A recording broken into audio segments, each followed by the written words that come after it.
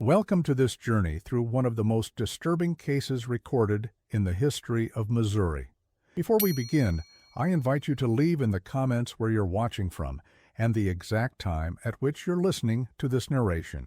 We're interested in knowing to which places and at what times of day or night these documented accounts reach. In the autumn of 1880, when the Missouri River ran high after weeks of relentless rain, a local grave digger named Thomas Willoughby made a peculiar discovery while preparing a plot in the Clay County Cemetery. What he unearthed beneath 6 feet of cold Missouri clay wasn't unusual for a cemetery, but the arrangement and condition of what he found would haunt the region for decades. According to county records filed that November, Willoughby reported finding a wooden box of unusual craftsmanship containing items of personal significance arranged in a manner suggesting ritual rather than remembrance. The official report ends there, but what circulated through Clay County in hushed tones painted a much darker picture of life in the James household than even the most sensational newspaper accounts of their criminal exploits had dared suggest.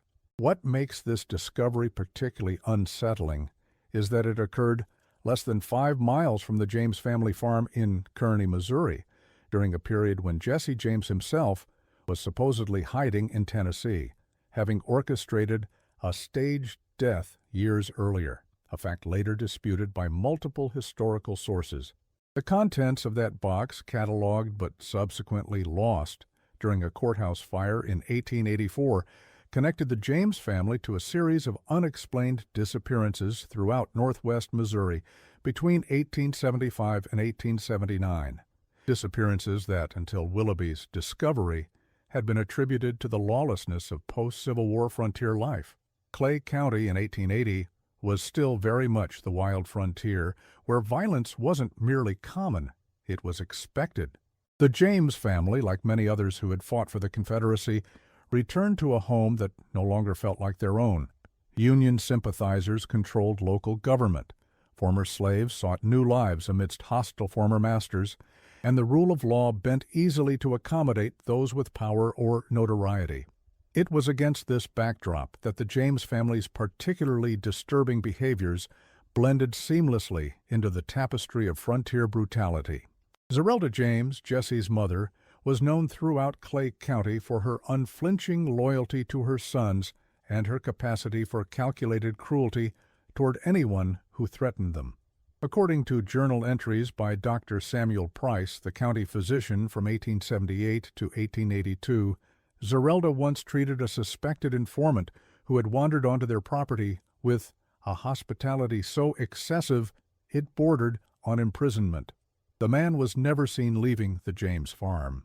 When questioned weeks later, Zeralda reportedly stated that guests who arrive uninvited often leave unnoticed. County officials never investigated further. Frank James, Jesse's older brother, maintained a peculiar collection of items taken from their victims, not valuables, as one might expect from career bandits, but personal effects: wedding rings, locks of hair, handwritten letters, and small portraits. A former gang member whose testimony was recorded in 1887 but whose name was redacted from official records claimed that Frank would sit alone for hours arranging these items in specific patterns while mumbling what sounded like conversations with the departed. The same unnamed source suggested that Jesse found his brother's habit disturbing but necessary, stating that Frank's rituals keep the ghosts from following us after a job. As we delve deeper into the documented history of the James family in the coming chapters, what emerges is not merely the story of notorious outlaws, but of a family whose psychology was fundamentally altered by the brutality of Civil War guerrilla fighting. Their subsequent crimes, while extensively documented in the historical record, represent only the visible manifestation of a much darker familial pathology, one that the residents of Missouri and neighboring states came to view as an extreme, but not entirely unexpected outcome of frontier life.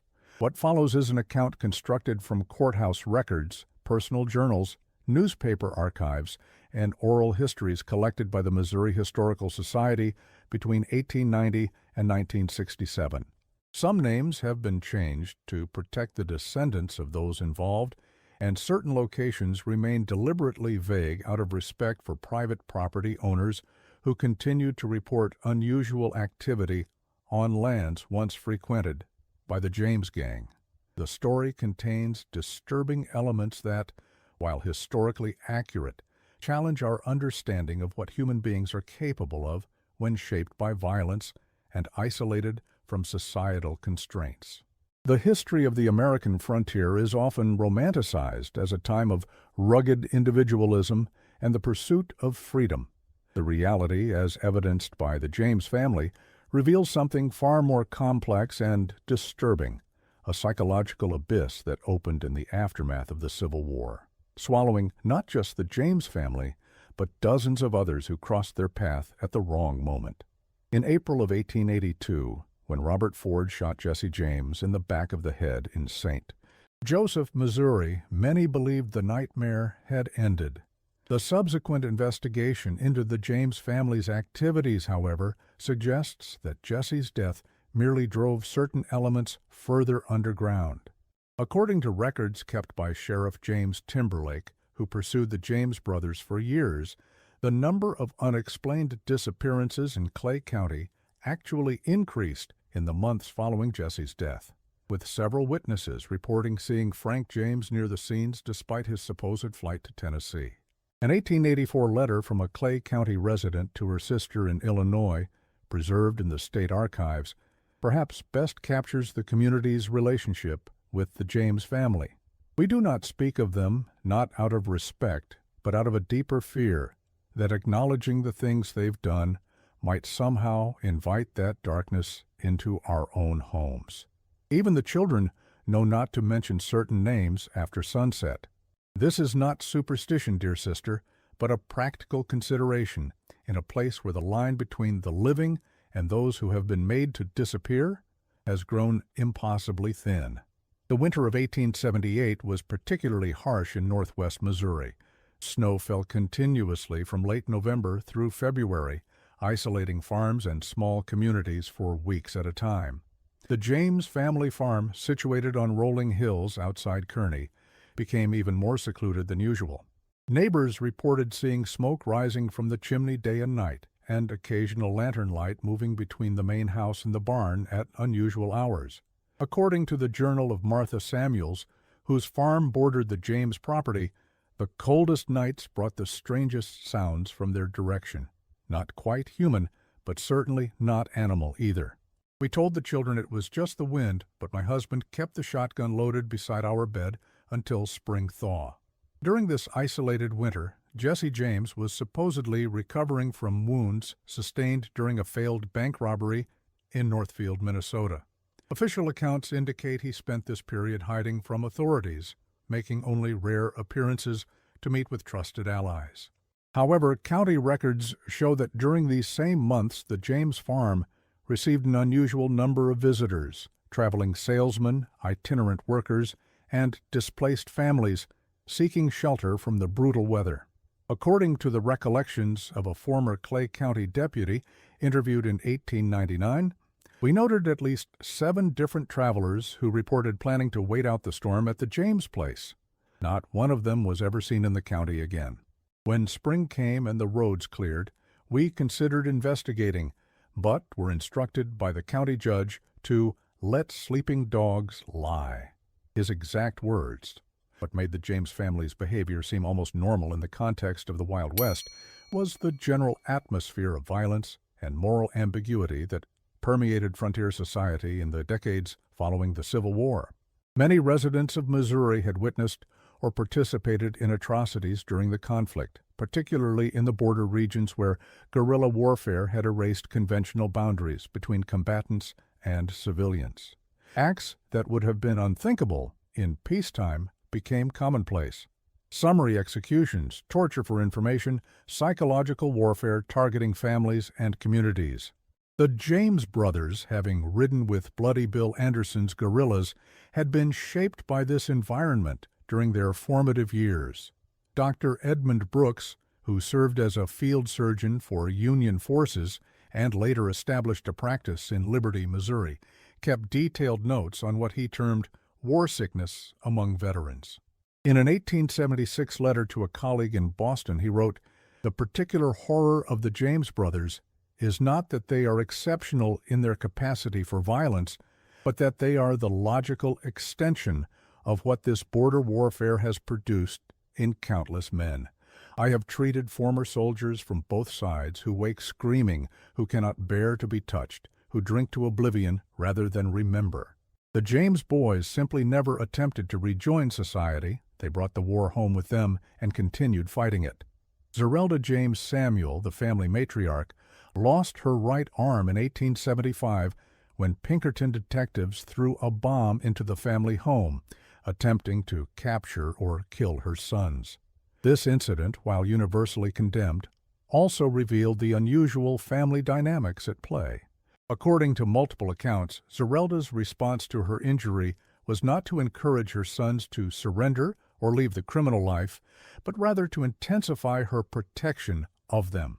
A neighboring farmer reported that in the weeks following the attack, Zeralda was seen practicing shooting with her left hand, her injury still bandaged, repeating a phrase with each shot that sounded like another name for the book. This book was mentioned by multiple sources connected to the James family. Early assumptions suggested it was a list of enemies to be targeted for revenge, but the discovery of a leather-bound volume during a raid on a James Gang hideout in 1881 suggested something more disturbing. The book, currently housed in the Missouri State Historical Society archives, but restricted from public view until 1967, contained not just names, but detailed descriptions of individuals' deaths or disappearances, often accompanied by small personal items, buttons, fabric swatches, or locks of hair. More unsettling were the empty pages, dozens of them, with names carefully inscribed but awaiting their accompanying narratives. The James family's peculiar habits extended beyond violence to their daily routines. According to Emma Mims, who briefly worked as a housekeeper at the James farm in early 1879, the family maintained strict rituals around meals, entry and exit from the house, and even conversation. They would not begin eating until Mrs. Samuel had placed a small portion of food on a separate plate, which remained untouched at an empty place setting, Mims recalled in a statement given to a Liberty newspaper in 1890. No one spoke during meals except to answer direct questions. After dark, no one was permitted to look out windows, and mirrors were covered with cloth. I left their employment after witnessing Mrs. According to school records from Liberty, the James children were withdrawn from public education in 1877 after teachers reported their unusual behaviors, refusing to eat food not prepared by family members, reacting with terror to certain common phrases or sounds, and drawing disturbing images that one teacher described as family scenes that no child should imagine, let alone witness. County physician reports indicate that both children were physically healthy but displayed a watchfulness and silence unnatural in ones so young. The James Gang's criminal activities followed patterns that historians and law enforcement of the period attributed to strategic considerations, targeting banks and trains with minimal security, selecting escape routes through sympathetic communities, and maintaining strict discipline among gang members. Samuel engaged in conversation with the empty chair one evening, acting as though she were receiving answers. Jesse's wife, Zeralda, named after his mother, and their children lived with this reality daily. However, personal accounts from former gang members collected years after Jesse's death suggest additional criteria for selecting targets. According to one such account, provided anonymously to a Kansas City newspaper in 1888, Jesse wouldn't just pick a bank because it was easy or rich. Sometimes he'd fix on a certain place and wouldn't be moved, even when easier targets were available. He kept a small journal with dates circled. Birthdays and anniversaries, he said, though none of us knew whose. Those were the days we'd ride, no matter the risk.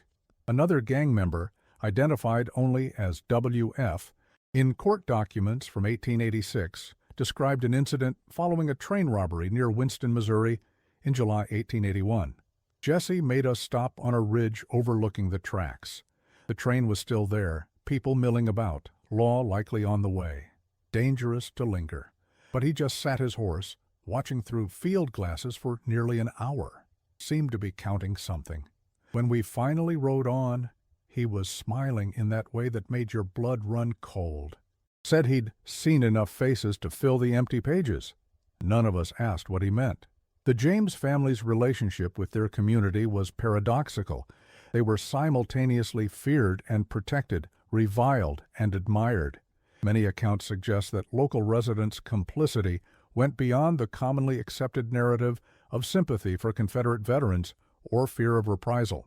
According to tax and property records from 1875-1882, several prominent Clay County families made regular payments to a community protection fund that coincided with periods when the James brothers were known to be in the area. These payments stopped abruptly after Jesse's death in 1882.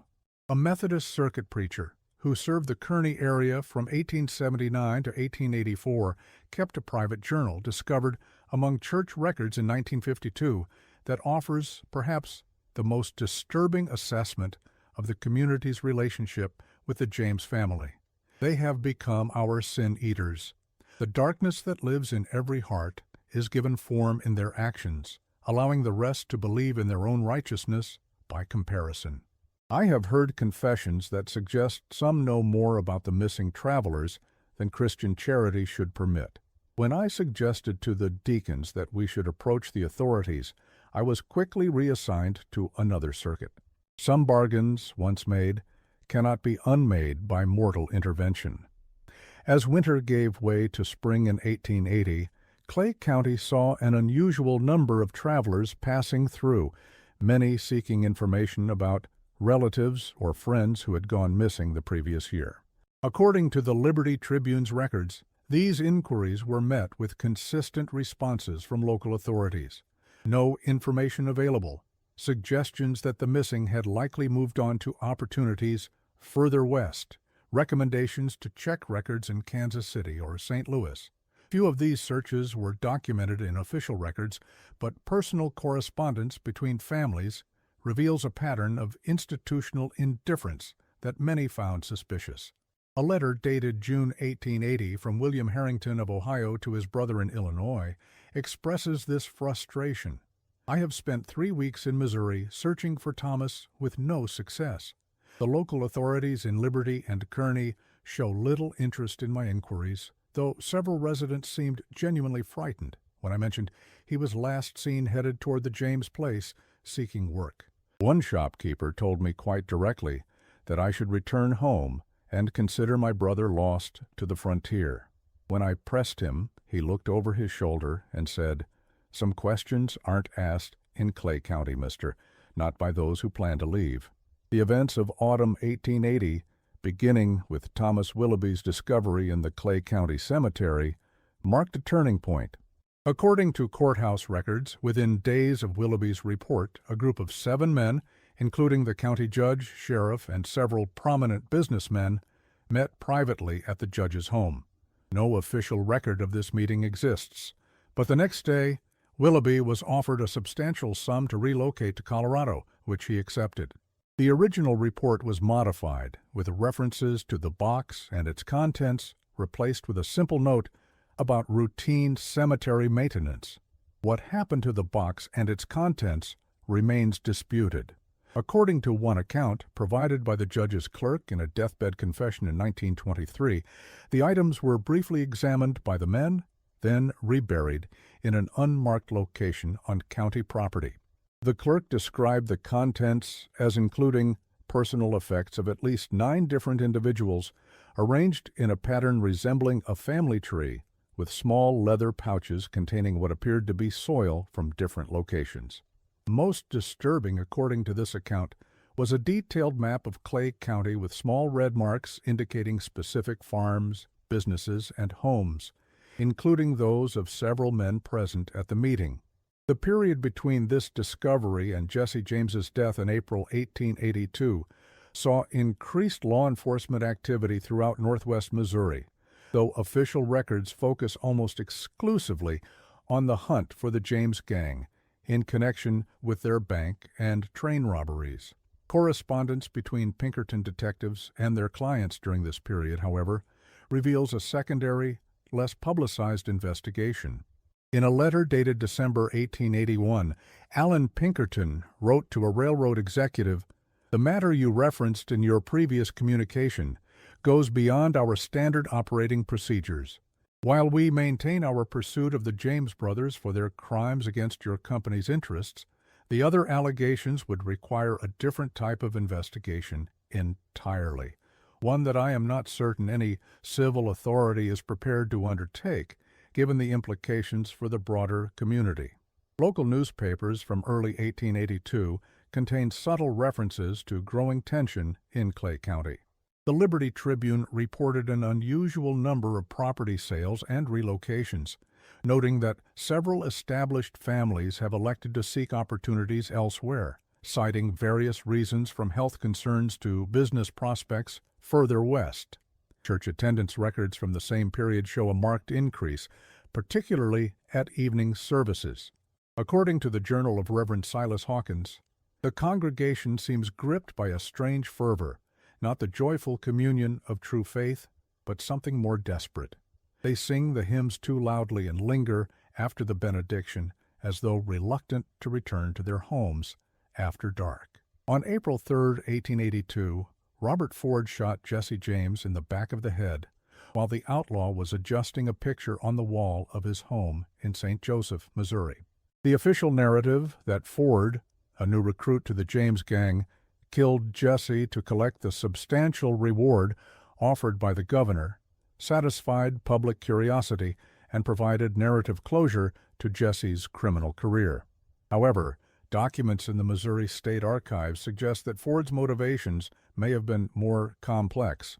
In a sealed statement not opened until 1925, Ford claimed that his agreement with Governor Crittenden included not just the publicized reward, but also assurances of protection from certain parties in Clay County who might object to a too thorough examination of James's personal effects.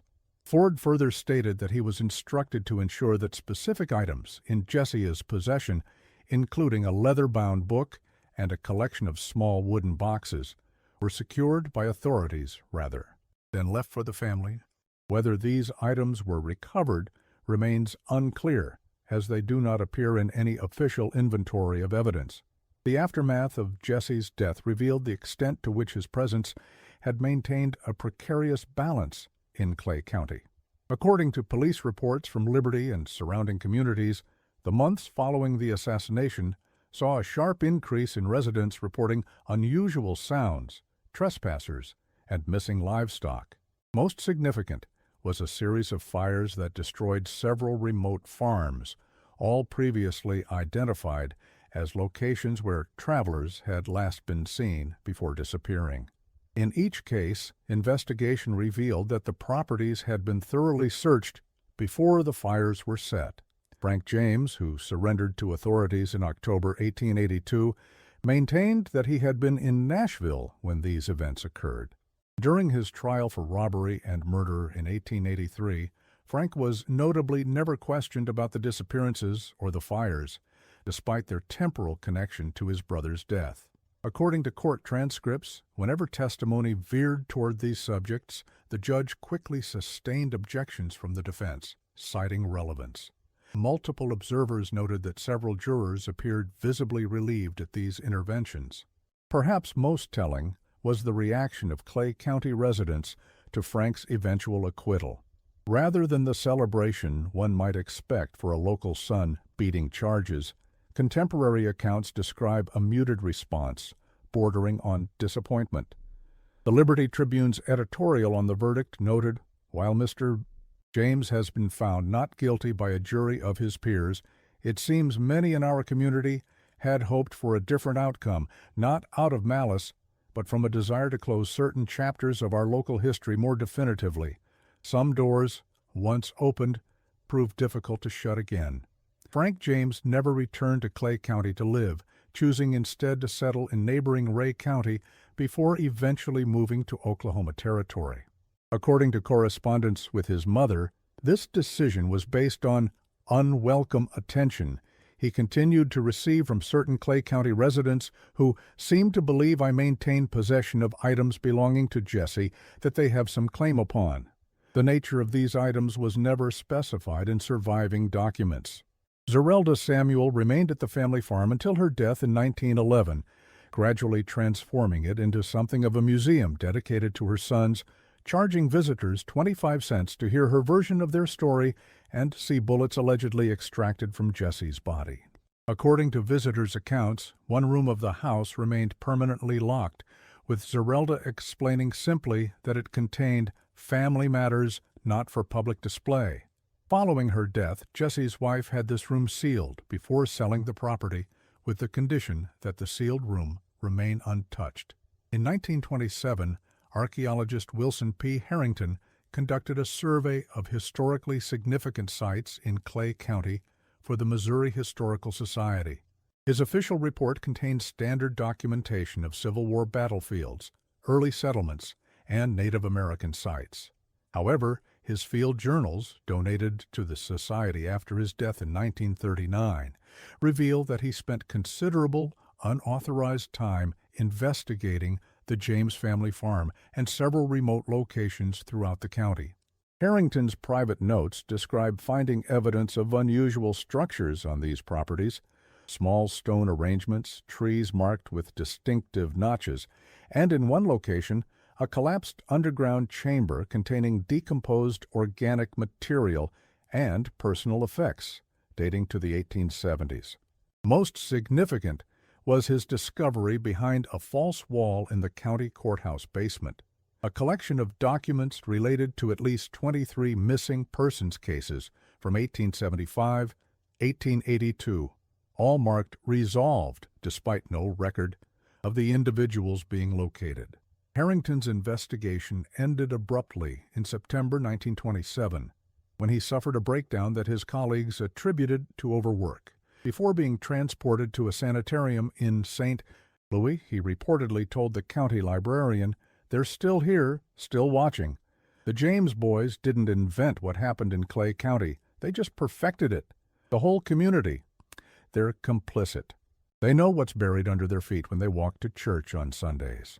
The final documented chapter in this dark history occurred in 1967, when construction workers renovating the old Clay County Courthouse discovered a small chamber beneath the foundation, apparently accessible at one time through a now sealed passage from the basement.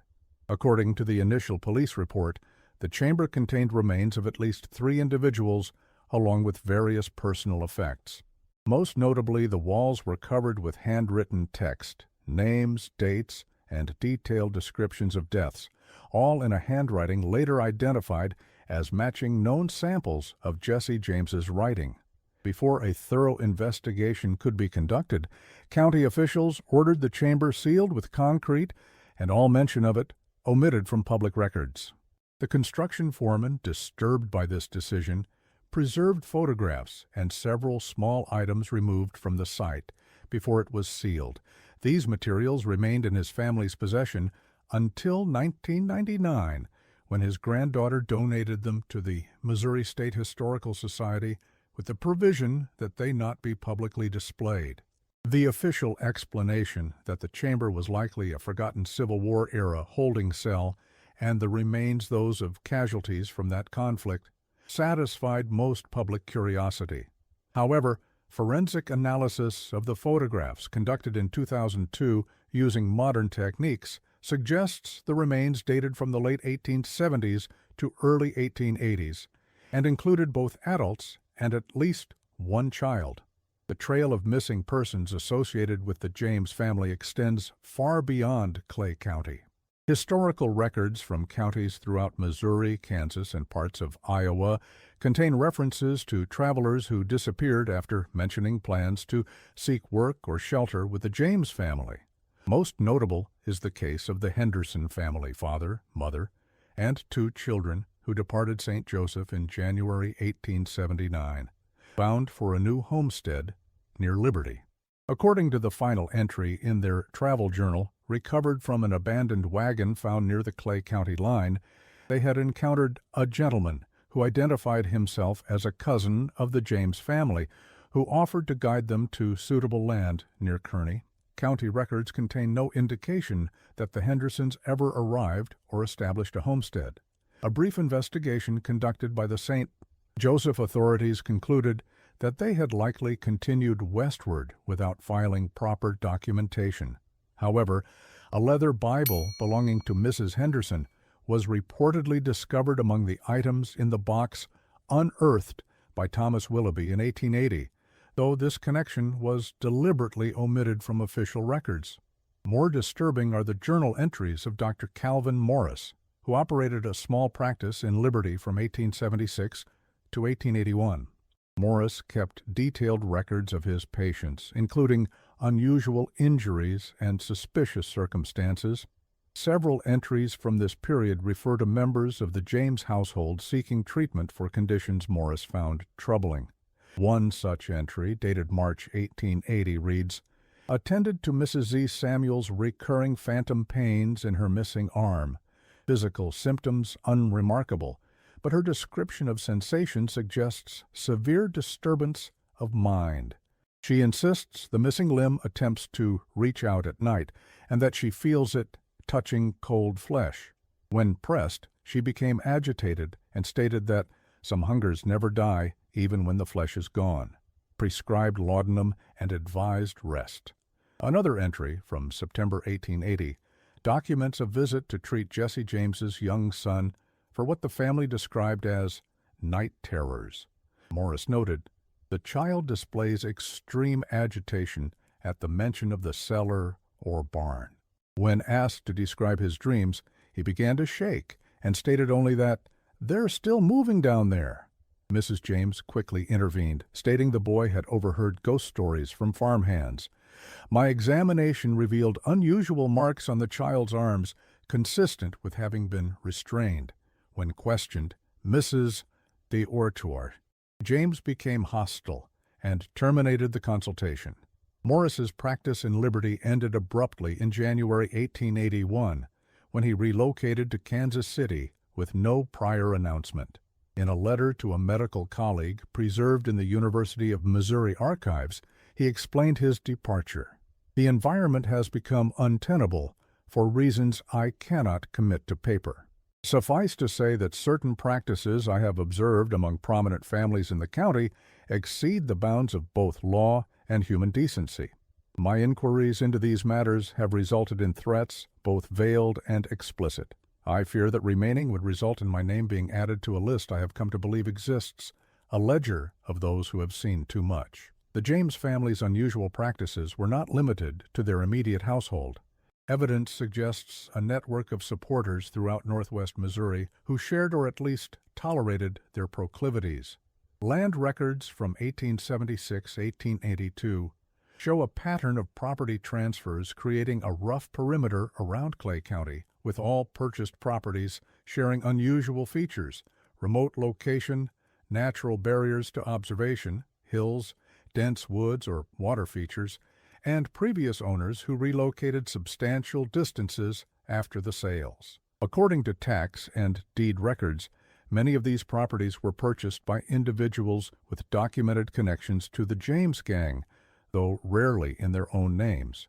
More telling is a series of county records showing that each property was visited by the county surveyor within months of purchase, always accompanied by the same 3 witnesses, including a distant cousin of the James family. The official purpose of these surveys was documented as boundary clarification, but the surveyor's field notes, preserved in county archives, contain unusual symbols and annotations that bear no relation to standard surveying practices of the period. A partial explanation for these annotations emerged in 1963 when historical geographer Thomas Worthington attempted to map these properties using the original survey notes. According to Worthington's unpublished manuscript, when plotted accurately, the unusual markings in the surveyor's notes corresponded to the locations of small structures or disturbances on each property: stone formations, unusual mounds, or modified natural features that would not be visible on standard surveys.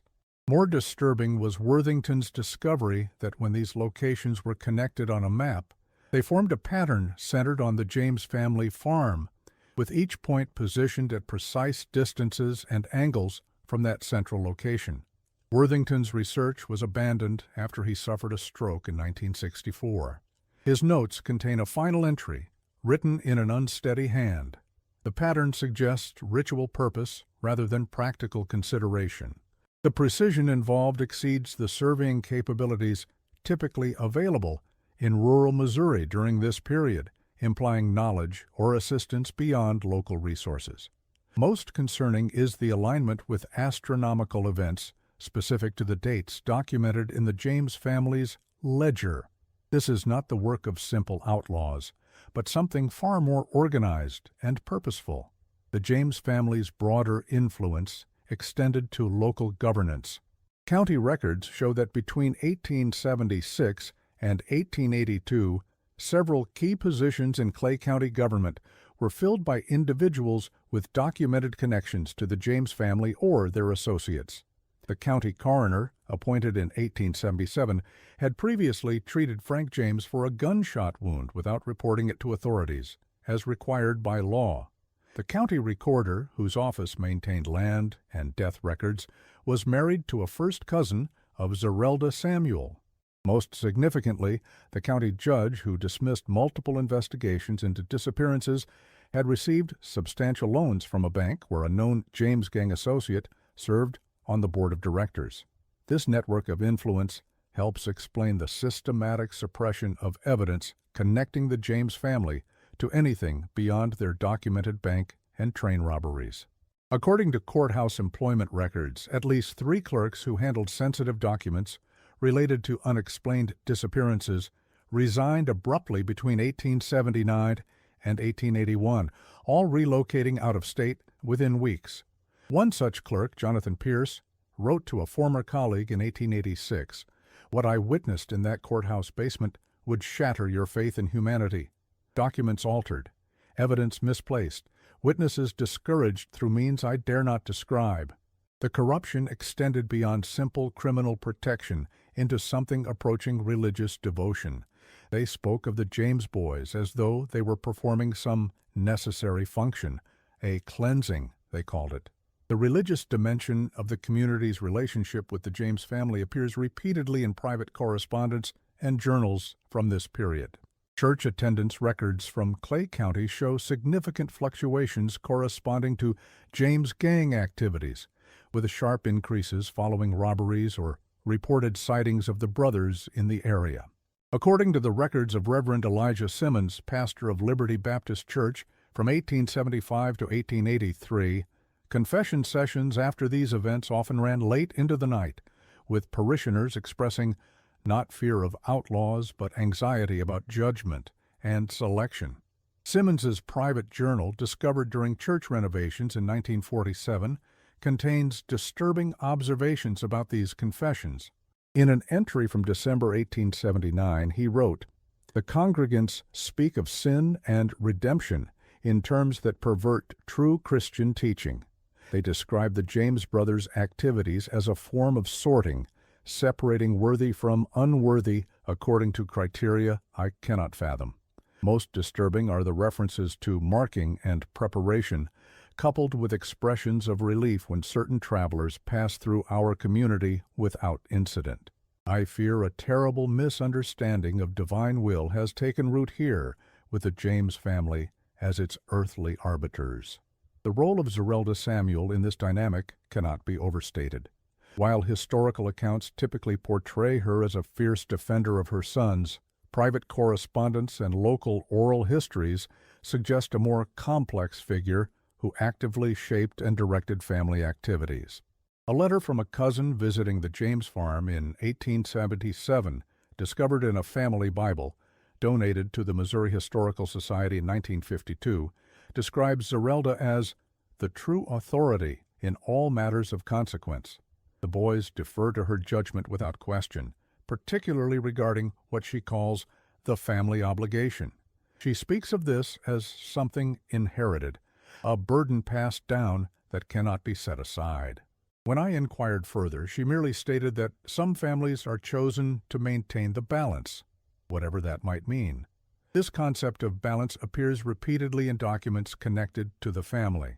A page from Jesse's personal journal, confiscated during a raid on a hideout in 1881 but subsequently removed from evidence, contains a passage that illuminates this idea.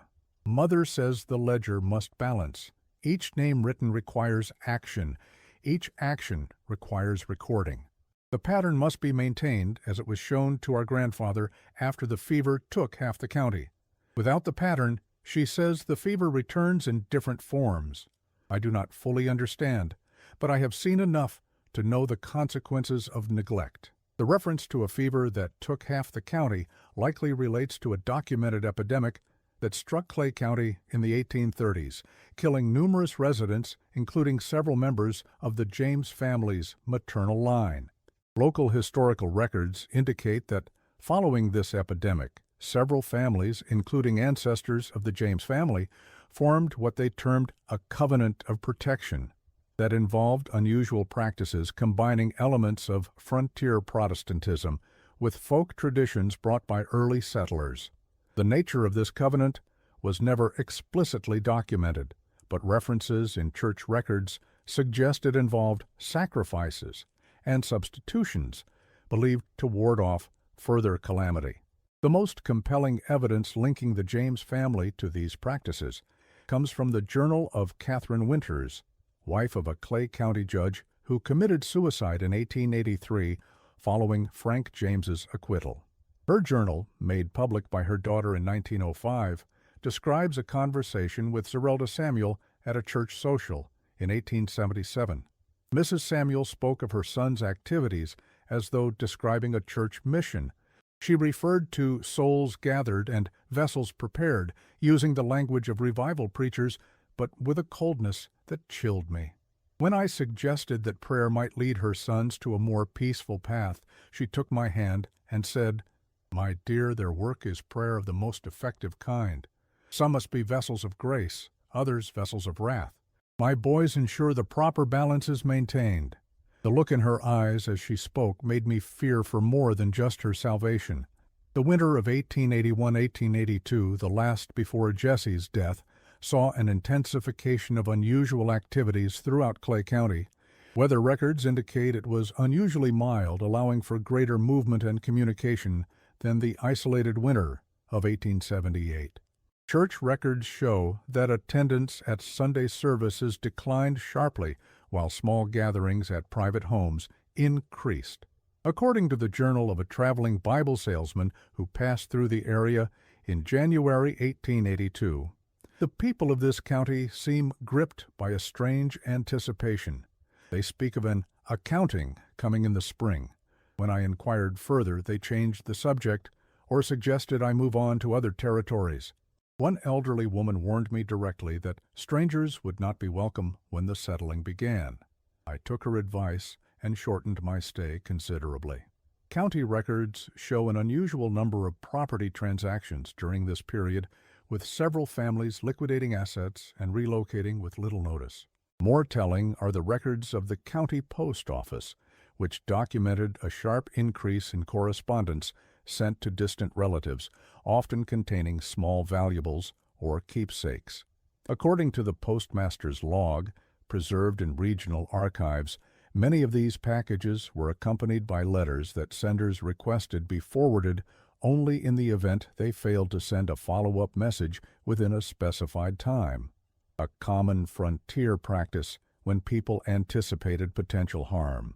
The atmosphere of dread culminated in a series of unusual events in March 1882, just weeks before Jesse's death. According to the Liberty Tribune, on 3 consecutive nights, residents reported seeing lights moving in patterns through the woods surrounding Kearney, accompanied by what witnesses described as chanting or singing in no language recognized by educated listeners. The county sheriff organized a search party, but their investigation found only a series of small clearings where fires had recently burned, surrounded by footprints indicating large gatherings. More disturbing was the discovery of small objects placed at regular intervals along the paths between these clearings, personal items including combs, spectacles, watches, and children's toys, none of which were claimed by local residents. The killing of Jesse James on April 3, 1882, is typically presented as the culmination of his outlaw career, a predictable end for a man who lived by violence. However, the timing of his death, coming immediately after this period of unusual activity, suggests a possible connection to whatever accounting or settling the community had anticipated. Robert Ford's sealed statement, in addition to describing his agreement with authorities, contained a disturbing observation about Jesse's state of mind in his final days. He seemed distracted, constantly consulting a small book he kept in his inner pocket. He spoke of completing the circuit and closing the ledger before Easter. The night before I shot him, he sat up until dawn, arranging small objects on the floor of his room in a pattern I could not understand. When I entered that morning, the objects had been gathered up, but the pattern remained visible in the dust on the floor, a series of connected circles with marks at specific points. The immediate aftermath of Jesse's death saw a flurry of activity by officials that went far beyond standard procedures for handling an outlaw's remains. According to the Journal of Dr. Joseph Heddens, who performed the initial examination of the body, authorities removed numerous items from Jesse's person before any formal inventory was created. Heddens wrote, "They seemed particularly interested in a small book found in his vest pocket, which was immediately taken by the governor's representative." When I inquired about proper documentation of these effects, I was informed that certain items required special handling. Most unusual was their insistence on examining his hands and forearms in detail, as though looking for specific marks or features. Upon finding what appeared to be a recent scar on his left palm, several officials exchanged glances of what I can only describe as relief. The body was subsequently subjected to multiple examinations before burial, ostensibly to confirm identity and cause of death. However, Heddens's notes suggest additional procedures were performed, including the collection of various samples and the unexplained removal of small sections of skin from specific locations. These procedures were conducted after most witnesses had been dismissed, with only the governor's representatives and certain county officials present. No official record of these additional examinations exists in public archives. The burial itself was conducted with unusual haste and security. According to cemetery records, the grave was substantially deeper than standard practice required, and the casket was secured with iron bands before being lowered. More unusual was the placement of several small objects in the grave before filling. Items that, according to a gravedigger's account given years later, included a locked metal box, several glass vials containing unidentified substances, and a cloth pouch that clinked with metallic contents. These items were not documented in any official burial record. In the months following Jesse's death, Clay County experienced what local newspapers described as a restoration of normalcy. Church attendance returned to regular patterns, property transactions stabilized, and reports of unusual nighttime activities ceased entirely. However, personal correspondence from this period suggests that rather than relief, many residents experienced a deepening anxiety. A letter from one Clay County farmer to his brother in Illinois, dated June 1882, expresses this sentiment. "With Jesse gone, we thought the darkness might lift. Instead, it seems to have seeped deeper into the soil. Frank remains at large, and there are whispers that what the James boys began cannot be so easily ended. Some speak of the work continuing under new direction, though few will say more when pressed. I find myself watching the road for unfamiliar faces with greater apprehension than before. This anxiety proved justified in the summer of 1882, when Clay County experienced a series of unusual events that defied conventional explanation. Agricultural records document crop failures in specific patterns, perfect circles of blighted wheat and corn appearing overnight in fields throughout the county. Livestock deaths increased dramatically, with veterinary reports describing unusual behaviors before death, animals refusing water, exhibiting agitation near certain property boundaries, or aligning themselves in unnatural patterns. Most disturbing were reports of well water turning bitter or discolored on specific properties, all of which had connections to individuals known to have had disputes with the James family in previous years. County health records from this period show an increase in residents reporting unusual symptoms, persistent headaches, vivid nightmares, temporary blindness, and in several cases, speaking in voices family members described as unlike their own. Dr. Martin Greaves, who treated many of these cases, wrote to the Missouri Medical Association in August 1882 requesting consultation. The symptoms defy conventional diagnosis, appearing and disappearing without apparent cause.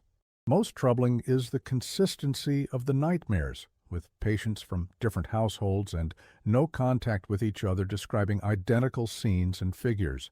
Several have awoken speaking phrases in what appears to be a dialect not used in this region for generations. I fear some environmental contamination, possibly from well water, though testing has revealed no known toxins. Frank James's surrender to authorities in October 1882 is typically presented as a calculated decision based on declining options for continuing his outlaw career. However, correspondence between Frank and his mother in the weeks before his surrender suggests other motivations. In a letter preserved by a family member and donated to the State Historical Society in 1934, Frank wrote, "The ledger remains unbalanced since Jesse's passing. I have consulted with those who understand the pattern, and they confirm what we feared. What was begun must be completed, or the consequences will fall not just on our family, but on all within the boundary. I see no option but to return and face whatever judgment comes, in hopes that my surrender might constitute the final entry required. Please make the preparations as we discussed, and ensure the items Jesse entrusted to you are secured according to his instructions." Frank's subsequent trial for robbery and murder became one of the most sensational legal proceedings in Missouri history, drawing national attention and creating a circus-like atmosphere in the small courthouse.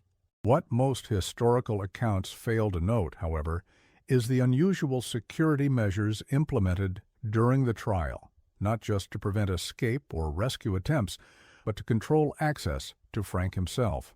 According to courthouse employment records, the usual guards were replaced with men selected by the governor's office, none of whom were from Clay County. Court transcripts show numerous recesses called for unspecified consultations between these guards, county officials, and representatives of the governor. Most telling was the reaction of Clay County residents as the trial progressed. Rather than the supportive crowds one might expect for a local son, contemporary accounts describe a community that seemed increasingly desperate for a guilty verdict. The editor of the Liberty Tribune noted in a private letter to a colleague in St. Louis, "The atmosphere here defies conventional understanding. These people, many of whom harbored and protected the James boys for years, now seem terrified at the prospect of Frank's acquittal and return to the community. Several prominent citizens have approached me privately, suggesting that my newspaper should advocate for his conviction in the strongest possible terms. When I inquired as to their reasoning, they would say only that some things, once started, must be finished properly, or that the balance must be restored. I confess I do not understand their meaning, but their fear seems genuine and profound." Frank's acquittal in 1883 sent ripples of anxiety through Clay County that manifested in a variety of ways. Church records show that within weeks of the verdict, membership in several congregations declined sharply as families relocated without notice. Property records indicate a surge in abandoned homesteads, with owners simply walking away from land that had been in their families for generations. Most significant was a marked increase in suicides and apparent accidents, particularly among individuals who had served as jurors or witnesses in Frank's trial.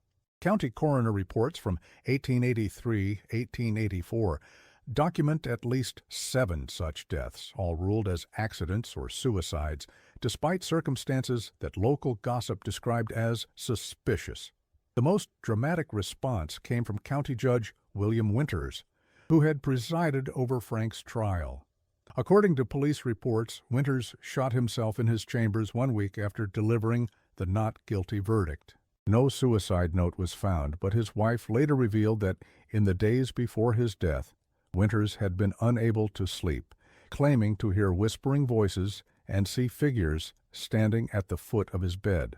Most disturbing was his report of finding small objects arranged in patterns on his desk each morning, despite the office being locked overnight. In her journal, Mrs. Winters wrote, "The night before he took his life, my husband burned a substantial number of documents in our fireplace, including what appeared to be personal papers not related to his official duties. As the flames consumed them, he said only, 'Some judgments come from higher courts than mine. May God forgive what I have permitted to continue.'" Frank James's decision never to return to Clay County, despite his acquittal, speaks volumes about the underlying dynamics at play. In correspondence with former associates, portions of which were made public during historical research in the 1950s, Frank expressed concern not about legal repercussions, but about obligations left unfulfilled and patterns disrupted. In one such letter, dated 1884, he wrote, "Jesse understood the requirements better than I ever did. He kept the ledger balanced according to the old ways. Without him, I fear what was contained may have found new vessels. I would return to complete what was begun, but I have seen signs that suggest it may be too late. The work continues under different hands now, and I have no desire to witness what they might make of it." The final years of the 19th century saw Clay County gradually return to apparent normalcy. The James family farm, maintained by Zeralda Samuel until her death in 1911, became both a tourist attraction and a place locals avoided after dark. According to accounts collected by folklorists in the 1930s, parents in Clay County would warn misbehaving children that the James boys might add your name to their book, a phrase that persisted long after both brothers were dead, suggesting the depth to which their activities had embedded themselves in the community's consciousness. What the historical record makes clear, when examined comprehensively, is that the notorious crimes of the James Gang, the bank and train robberies that made headlines across the nation, represented only the visible manifestation of something far more complex and disturbing. Behind these documented criminal activities existed a shadow history, a network of influence, a system of beliefs and practices that the community simultaneously feared and protected. The true horror of the James family legacy lies not in the violence they committed in the public eye, but in what occurred in the spaces between documented events, activities that Clay County residents went to extraordinary lengths to obscure from outside scrutiny. As we consider this history from our present perspective, what emerges is a picture of a community held hostage not just by fear of notorious outlaws, but by a deeper anxiety about what might be unleashed if certain patterns of behavior were disrupted.